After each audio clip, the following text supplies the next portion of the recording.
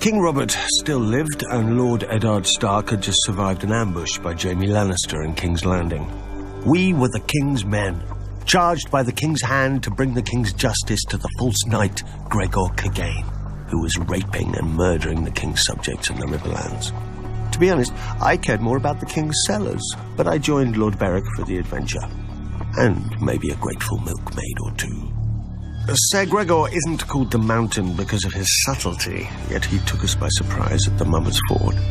He'd hidden his men on both banks, and as we crossed, he fell upon us from the front and rear. I saw a single blow from his sword take a man's arm off and kill the horse beneath him. Many of us, though, were simply ridden down and drowned. The survivors spotted my damn red cloak and rallied around me, and we cut our way free. 100 men we'd been that morning. By dark, only 40 were left, and Lord Beric looked to make us 39 before morning. I drew a foot of lance from his chest and poured boiling wine into the hole it left, but I knew there was no hope. When his light failed, I shut his eyes, placed my hands on his cold chest, and mumbled a half-remembered blessing over his body, because he was my commander and my friend, and I didn't know what else to do. Then, I felt his heart thud beneath his breast. His body shuddered as the fire of life rekindled inside it. I used to joke that I became a red priest because the robes hid the wine stains, but the wine itself hid an unbelieving heart.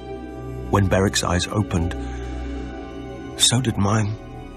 I fell to my knees and praised the one true God and begged forgiveness for my ways. I don't know if the Lord heard me, but when dawn came, Beric was still alive and stronger than he'd been. He told us that our war hadn't ended at the Mummers Ford, but begun, and that every fallen brother would be avenged. We were so few, though, that all we could do was harry the Lannisters' rear. Luckily, all they could do was kill Beric.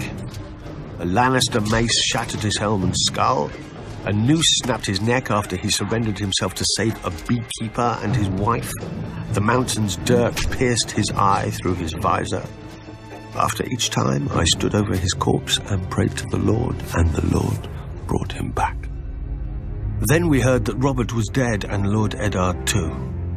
We'd been sent by the King's hand to deal with outlaws, but now we were the outlaws, and Lord Tywin was the hand of the King. Some wanted to yield, but Beric wouldn't hear of it.